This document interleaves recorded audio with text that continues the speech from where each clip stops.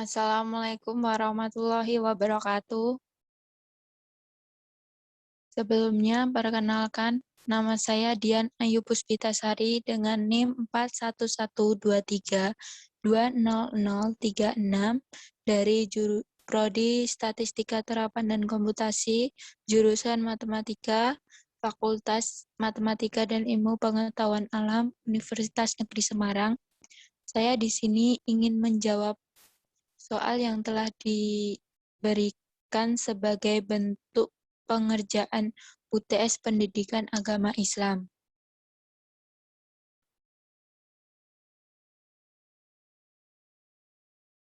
Yang pertama, apa pelajaran terpenting yang dapat diambil dari menonton link video di YouTube? Jawab, pengertian ijtihad. Menurut bahasa, yaitu berusaha dengan bersungguh-sungguh. Menurut istilah, yaitu upaya yang sungguh-sungguh dilakukan dengan riset atau penelitian. Orang yang melakukan ijtihad disebut mujtahid. Contoh orang mujtahid adalah ulama. Artinya tidak setiap orang bisa melakukan ijtihad. Syarat menjadi orang mujtahid antara lain: 1. Penguasaan bahasa, terutama bahasa Arab. 2. Penguasaan terhadap ayat dan hadis. 3. Penguasaan terhadap penggalian metode ijtihad. 4. Penguasaan terhadap masalah Islam. Objek dari ijtihad itu hukum dari perbuatan manusia. Hukum perbuatan manusia sendiri ada 5, yaitu wajib, sunnah, mubah, makruh, dan haram. Ijtihad dilakukan dengan metodologi tertentu yang dikembangkan oleh para ulama, antara lain ijma, qiyas, istihsan, istisab, dan lain sebagainya. Ijtihad harus bersumber pada Al-Quran dan As-Sunnah. Perlu diketahui bahwa lewat proses ijtihad dikemungkinkan lahir Islam yang berbeda. Perbedaan ada 3, antara lain: 1. Karena bahasa dalam Al-Quran dan As-Sunnah yang terkadang satu kata memiliki beberapa makna. 2. Karena penggunaan hadis yang berbeda. Tidak ada satu ulama pun yang mengetahui 23 tahun kehidupan Rasulullah, jadi ada hadis yang diketahui oleh beberapa orang saja. 3. Karena metode yang digunakan oleh ulama yang satu dengan ulama yang lain itu berbeda.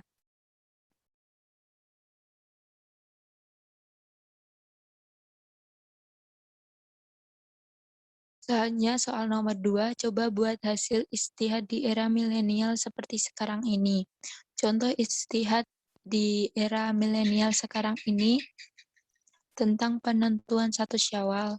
Di sini para ulama berkumpul untuk mendiskusi mengeluarkan argumen masing-masing untuk menentukan 1 Syawal, juga menentukan awal Ramadan. Masing-masing ulama memiliki dasar hukum dan cara dalam perhitungannya. Bila telah diketemukan kesepakatan, ditentukanlah 1 Syawal itu atau penentu awal Ramadan. Kedua, bayi tabung. Pada zamannya Rasulullah, bayi tabung belum ada. Bayi tabung dijadikan solusi oleh orang yang memiliki masalah dengan kesuburan agar dapat memperoleh keturunan. Para ulama telah merujuk kepada hadis-hadis agar dapat menemukan hukum yang telah dihasilkan oleh teknologi ini, dan menurut MUI atau Majelis Ulama Indonesia menyatakan bahwa bayi tabung dengan sperma dan ovum suami istri yang sah hukumnya mubah atau boleh, karena hal ini merupakan ikhtiar yang berdasarkan agama. Namun, lain halnya dengan bayi tabung dari suami istri yang menitipkan ke rahim perempuan lain. Jika ada yang demikian, maka hal ini memiliki hukum haram, karena akan menimbulkan masalah yang rumit di kemudian hari, terutama soal warisan. Soal nomor 3, menurut Anda, apakah nafsu harus dibesarkan atau dikecilkan perannya, atau sebaiknya bagaimana? Jelaskan. Jawab, menurut saya, nafsu merupakan bagian dari makhluk Allah. Dengan berbekal nafsu pada manusia dapat menjalankan kehidupan secara wajar sebagai makhluk hidup hidup yang hidup di alam dunia. Oleh karena itu, kita harus bisa menguasai dan mengendalikan hawa nafsu. Jika dibiarkan atau tidak dikendalikan akan berdampak bagi perilaku manusia yang tidak baik.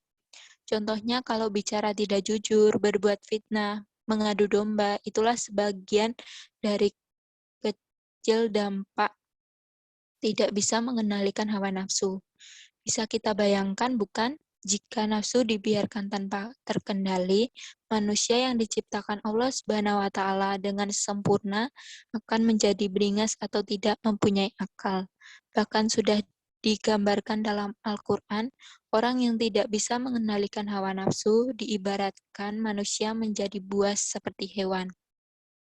Soal nomor 4, mengapa Allah mewajibkan kita beribadah padahal Dia tidak membutuhkan ibadah itu? Lalu apa fungsi ibadah bagi kehidupan manusia? Jelaskan. Menurut Ustadz Miftahuddin dalam acara kajian Islam, alasan kenapa Allah mewajibkan manusia untuk beribadah karena manusia diciptakan oleh Allah hanya sebagai hamba seperti yang difirmankan Allah dalam surat Az-Zariyat ayat 56 yang berbunyi, "Dan aku tidak menciptakan jin dan manusia melainkan supaya mereka mengabdi kepadaku." Beliau juga menegaskan bahwa desain manusia adalah makhluk pengabdi kita disiapkan Allah menjadi hamba. Adanya agama atau tidak, kata beliau, manusia akan selalu mempunyai potensi untuk mengabdi kepada pencipta. Itu sebabnya dalam Islam, seseorang yang beragama tidak ada kaitannya dengan kewajiban, tetapi lebih kepada kebutuhan. Fungsi ibadah bagi kehidupan manusia antara lain, 1. Mewujudkan hubungan antara hamba dengan Tuhannya. 2. Mendidik mental dan menjadikan manusia ingat akan kewajibannya. 3. Melatih diri untuk berdisiplin, seperti disiplin sholat 5 waktu. Soal nomor 5, apa definisi agama Islam? Jelaskan. Definisi atau pengertian Islam secara umum adalah suatu agama yang ada di muka bumi dengan ajarannya yang berupaya mengimani satu Tuhan, yaitu Allah Subhanahu wa taala, melalui Kanjeng Nabi Muhammad SAW yang bertugas menyampaikan ajaran Allah Subhanahu wa taala kepada umatnya di dunia. Islam mempunyai arti penyerahan diri sepenuhnya kepada Allah Subhanahu wa taala. Pengikut ajaran agama Islam disebut sebagai muslim yang bermakna seseorang yang tunduk pada Tuhan. Menurut kitab Arba'in An-Nawawiyah, Islam adalah bahwa tidak ada Tuhan selain Allah Subhanahu wa taala dan Nabi Muhammad Shallallahu alaihi wasallam itu utusan Allah, dan mendirikan sholat, menunaikan zakat, berpuasa di bulan suci Ramadan, dan pergi berhaji ke Baitullah apabila engkau mampu untuk melakukannya. Sedangkan menurut mabadi fikih, Islam adalah suatu agama yang diturunkan oleh Allah melalui utusannya, yaitu Nabi Muhammad SAW, sebagai petunjuk bagi manusia dan sebagai kebahagiaan bagi manusia.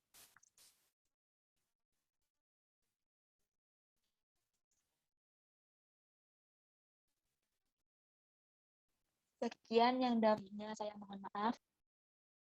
Terima kasih atas perhatiannya dan mohon maaf lahir dan batin. Wassalamualaikum warahmatullahi wabarakatuh.